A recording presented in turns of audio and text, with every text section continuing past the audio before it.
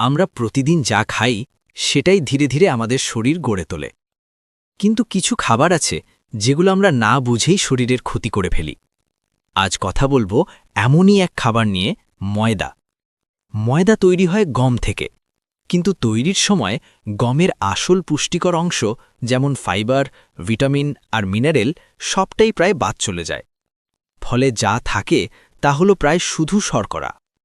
ময়দা খেলে রক্তে খুব দ্রুত সুগার বেড়ে যায়। এর ফলে ডায়াবেটিসের ঝুঁকি বাড়ে, শরীরে অতিরিক্ত ইনসুলিন নিঃসৃত হয় আর ধীরে ধীরে ওজন বাড়তে থাকে। ময়দায় ফাইবার না থাকার কারণে হজম ঠিকমতো হয় না।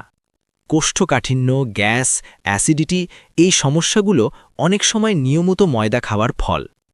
শুধু তাই নয়, বেশি ময়দা খেলে শরীরে অলসতা আসে, দ্রুত খিদে পায় আর দীর্ঘদিন ধরে খেলে হৃদরোগের ঝুঁকিও বাড়তে পারে। সবচেয়ে ভয়ঙ্কর বিষয় হল, ময়দা আমাদের তাড়াতাড়ি ভরিয়ে দেয়, কিন্তু শরীরকে দেয় না প্রয়োজনীয় পুষ্টি।